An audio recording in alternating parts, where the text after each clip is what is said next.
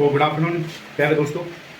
आज हम फिर से आ चुके हैं एक नई जानकारी के साथ। और कल का जो सेशन था हमारा महात्मा गांधी का, वो थोड़ा अधूरा रह गया था, तो आज हम उस सेशन को पूरा करेंगे। और कल मैंने जाते जाते आपको 2 क्वेश्चन दिए थे, और वो 2 क्वेश्चन ये थे कि पहला क्वेश्चन था कि महात्मा गांधी ने इतने सारे आंदोलन किए हमारे भारत देश के अंदर, और भारत देश के अंदर इतने सारे आंदोलन करने के पश्चात उन्होंने एकमात्र जो आंदोलन था अहमदाबाद का आंदोलन, उसी के अंदर ही भूख हड़ताल करी। ऐसा क्यों? ऐसा क्या कारण था कि एक ही आंदोलन था जिसके अंदर महात्मा गांधी ने भूख हड़ताल करी, बाकी के आंदोलनों में महात्मा गांधी ने भूख हड़ताल नहीं? ऐसा क्या कारण था प्यारे दोस्तों जो महात्मा गांधी ने अहमदाबाद के आंदोलन में भूख हड़ताल करी? और दूसरा क्वेश्चन ये था कि महात्मा गांधी ने अहिंसा का पूरे जीवन में पालन किया, और उन्होंने अहिंसा के साथ साथ विरोध का भी निश्चय लिया। अगर विरोध ही करना था तो हिंसा से भी हो सकता था, क्योंकि विरोध का दूसरा अर्थ होता है हिंसा। बिना हिंसा के विरोध करना कोई अपने आप में अच्छा सवाल नहीं होता है। तो आज हम प्यारे दोस्तों इन दोनों ही प्रश्नों पर बहुत गहराई से चर्चा करेंगे कि महात्मा गांधी ने ऐसा क्यों किया कि उन्होंने भूख हड़ताल अहमदाबाद के आंदोलन में ही की, और दूसरा उन्होंने अहिंसा के साथ विरोध किया, इसके बारे में चर्चा करेंगे। तो प्यारे दोस्तों ना कोई देरी करते हुए आज का सेशन स्टार्ट करते हैं, और कल के जो 2 क्वेश्चन थे उनके बारे में हम चर्चा करते हैं। तो प्यारे दोस्तों पहला क्वेश्चन है हमारा कि महात्मा गांधी ने अहिंसा के साथ विरोध करना।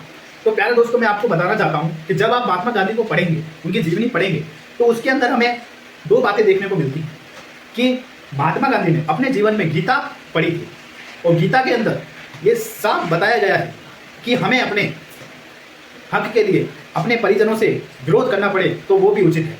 अगर हमारे हक के लिए हमें हमारे परिजनों से विरोध करना पड़े वो भी उचित है। तो महात्मा गांधी ने ये गीता का जो सार है इसी को अपने जीवन में उतारा, और उन्होंने ये निश्चय किया कि अगर मेरे साथ या किसी के भी साथ अगर उसका शोषण होगा या उसके साथ गलत व्यवहार होगा तो मैं उस चीज़ का विरोध करूंगा।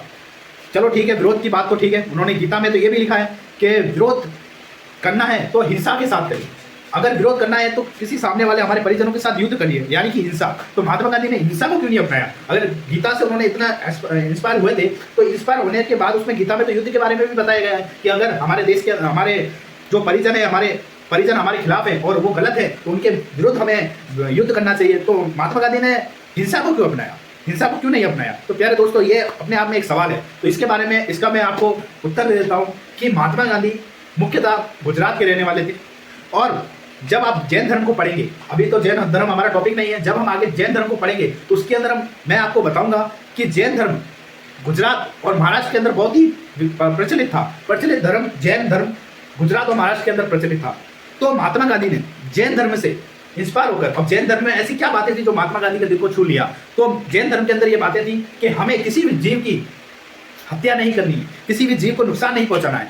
तो महात्मा गांधी ने ये जो बात थी, ये जो जैन धर्म की जो बात थी, उन्होंने अपने व्यक्तिगत जीवन में इस बात को उन्होंने उतारा, और उन्होंने महात्मा गांधी ने ये गीता और जैन धर्म की बातों को दोनों को जोड़कर उन्होंने ये कहा कि मैं विरोध तो करूंगा पर अहिंसा के साथ। मैं अगर हिंसा दिखाता हूं तो गीता का हिंसा भी नहीं दिखानी है, क्यों? अगर मैं अहिंसा दिखाता हूं तो जैन धर्म का अपमान होता है, और अगर मैं विरोध नहीं करता हूं तो गीता का अपमान होता है। तो महात्मा गांधी ने इन दोनों ही बातों को जोड़कर अपने जीवन में इसका उपयोग किया, और ऐसे ही महात्मा गांधी ने विरोध किया पर अहिंसा के साथ। हिंसा उन्होंने अपने जीवन में कभी नहीं दिखाई। तो प्यारे दोस्तों पहले मुझे आशा है कि आपको जो पहला उत्तर था, जो पहला क्वेश्चन था, उसका आंसर आपको मिल गया होगा। अब दूसरा जो क्वेश्चन था जो कल मैंने आपको दिया था कि महात्मा गांधी ने अपने जीवन में जो भारत देश के अंदर जो आंदोलन किए हैं, तो उस आंदोलन में से एकमात्र आंदोलन था अहमदाबाद का आंदोलन। उस अहमदाबाद के आंदोलन में ही महात्मा गांधी जी ने क्यों भूख हड़ताल करी? तो इसका एक महत्वपूर्ण कारण है प्यारे दोस्तों कि अहमदाबाद के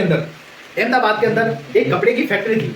तो प्यारे दोस्तों कपड़े की फैक्ट्री में करने वाले वर्कर्स जो मजदूर थे, उन्होंने एक हड़ताल करी थी।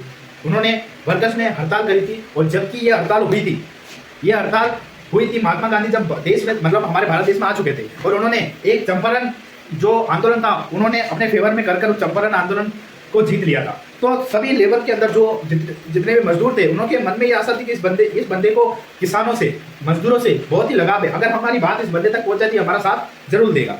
तो महात्मा गांधी जी को जब इस बात का पता चला कि मजदूरों ने अहमदाबाद के अंदर हड़ताल करी है, तो महात्मा गांधी खुद पहुंचे मजदूरों के पास अहमदाबाद के अंदर, और अहमदाबाद में जाकर उन्होंने पता लगाया कि क्या माजरा है भाई, कि क्यों अहमदाबाद के मजदूरों ने, इस फैक्ट्री के मजदूरों ने हड़ताल की है। तो प्यारे दोस्तों इसका एक कारण है कि अहमदाबाद के अंदर उसी समय एक प्लेग नामक बीमारी, महामारी जो है वो फैली हुई थी। अब प्लेग बीमारी क्या थी? एक प्लेग नाम की बीमारी होती है चूहे की। उस चूहे की बीमारी जो पूरे अहमदाबाद में फैल चुकी थी। तो वो चूहे की बीमारी के चलते जो उस फैक्ट्री, जो जिस फैक्ट्री में जो मजदूरों ने हड़ताल की थी, उस फैक्ट्री का जो मालिक था उसने उस प्लेग की बीमारी के चलते मजदूरों को 50% का बोनस देने का निर्णय लिया। और जब तक वो बीमारी चलती रही मजदूरों को 50% बोनस मिलता रहा। तब जाकर मजदूरों का घर चलता था, कोई दिक्कत नहीं थी। पर जब जैसे ही प्लेग नामक बीमारी खत्म होती है प्यारे दोस्तों, जैसे ही प्लेग नामक बीमारी खत्म होती है तो उस फैक्ट्री के मालिक ने वो जो 50% जो बोनस मिल रहा था मजदूरों को, वो बोनस बंद कर दिया।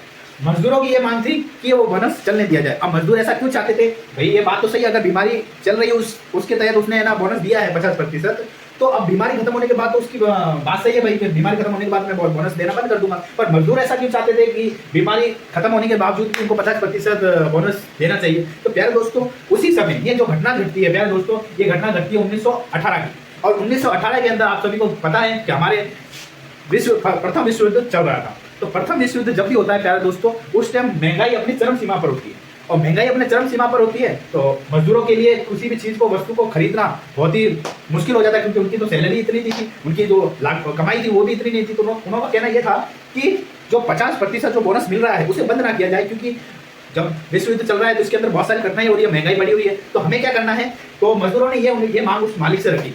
तो महात्मा गांधी को ये सारी बातों को पता चला। पर आपको ये बात पता नहीं होगी कि जो उस फैक्ट्री का जो मालिक था वो महात्मा गांधी के बचपन का मित्र था। महात्मा गांधी के बचपन का मित्र था। और एक यही कारण था कि महात्मा गांधी ने सभी आंदोलन की जगह एक अहमदाबाद का आंदोलन ऐसा था जिसमें महात्मा गांधी ने भूख हड़ताल करी। अब मुझे एक बात आप ये बताइए प्यारे दोस्तों कि अगर आपको कोई बात मनवानी होती है अपने घर वालों से तो आप क्या करते हो? आप या तो खाना छोड़ देते हो कुछ समय के लिए, आप बोलते हो भाई मैं खाना नहीं खाऊंगा, है ना, बिस्तर में जाकर चुपचाप मोबाइल चलाने लग जाते हो, खाना वगैरह छोड़ देते हो। अपनी जो भी आपकी जिद होती है वो मनवाने के लिए घर वालों से, स्पेशली माता पिता से। अगर ये जिद आप बाहर वालों के सामने करो तो कोई आपकी बात मानेगा? मुझे ये बताइए, अगर यही जिद आप अपने सड़क पे जाकर, अगर आपको कोई चीज़ चाहिए और आपको किसी ने मना कर दिया आपको, तो आप उसके खिलाफ ऐसा बोलोगे मैं खाना नहीं खाऊंगा? वो तो कहेगा नहीं खाए तो मत खा, तेरी जान जाएगी, तेरा जो भी है तेरा नुकसान होगा, मेरे क्या जाए। तो यही कारण था कि जो फैक्ट्री का मालिक था महात्मा गांधी का मित्र था। तो महात्मा गांधी को ऐसा लगता था कि ये जो है ये मेरी बात समझेगा, क्योंकि ये मेरा मित्र है और ये मेरा मित्र है, तो मैं इससे अपनी भूख हड़ताल की बात कहूंगा, ये मेरे को समझता है। अगर मैं भूख हड़ताल की बात करूंगा या भूख हड़ताल करूंगा तो ये मेरे को समझेगा और मेरी बात मानेगा। तो प्यारे दोस्तों पहली बात तो उसने ये देखा कि महात्मा गांधी मेरे बचपन का मित्र है और वो मेरे से ऐसे आग्रह कर रहा है, तो उसने 10% बोनस देने का तो बोल दिया था मैं मजदूरों को, चलो ठीक है तुम्हारे कहने पर महात्मा गांधी जी मैं ऐसा करता हूँ, मजदूरों को 10% बोनस दे देता हूँ। पर मजदूरों की मांग थी 50% बोनस की। तो महात्मा गांधी ने ऐसे बोला कि नहीं देखो 10% बोनस से कुछ नहीं होने वाला है, आप ऐसा करो 50% दे दो। पर जो फैक्ट्री का मालिक था मानने को तैयार ही नहीं था कि यार इतने दिनों से तो महामारी चल रही थी, मैंने 50% जो बोनस है वो मैंने दिया, मैंने अपनी जेब से दिया है, और आप ये बोल रहे बीमारी खत्म होने के बाद भी बोनस दूँ, तो इतना तो भाई कंपनी के पास मुनाफा नहीं है तो मैं इनको बोनस देता ही रहूँ। तो महात्मा गांधी ने उसको भूख हड़ताल रखी और भूख हड़ताल चलते चलते उसको ये एहसास हो गया, जो फैक्ट्री का मालिक था उसने ये बोल दिया कि चलो ठीक है मैं इनको 50% तो नहीं दे सकता पर 35% बोनस दे सकता हूँ। तो महात्मा गांधी इस बात को लेकर राजी हो गए और महात्मा गांधी ने बोला चलो ठीक है आपने 50 की जगह 35 करा, चलो 15% कोई दिक्कत नहीं है, आप 50% बोनस देना, मजदूरों का भला हो जाएगा। इसी की ऐसे ही इनका जो अहमदाबाद का जो आंदोलन था वो सफल रहा और महात्मा गांधी की छवि किसानों और मजदूरों के नज़रों में बहुत ऊंची हो गई। मजदूरों को और किसानों को ये लगता था कि ये हमारे भगवान है, ये हमारी जो भावनाएं हैं, ये हमारी समस्या को समझने वाला व्यक्ति है। तो महात्मा गांधी की जो छवि है राजनीतिक तौर पर बहुत ऊंची हो गई और यही कारण था महात्मा गांधी की बात सब सुनते थे और महात्मा गांधी का बहुत ही बड़ा योगदान था हमारे देश को आज़ाद करवाने में, क्योंकि हमारे देश के अंदर सबसे ज़्यादा किसी की जो संख्या थी वो मजदूरों और किसानों की थी। तो प्यारे दोस्तों आपको इन दोनों, मैं आशा करता हूँ कि इन दोनों ही क्वेश्चन का आपको आंसर मिल गया होगा और इसी के साथ आज का सेशन हम समाप्त करते हैं। फिर कल मिलेंगे एक नई जानकारी के साथ। धन्यवाद।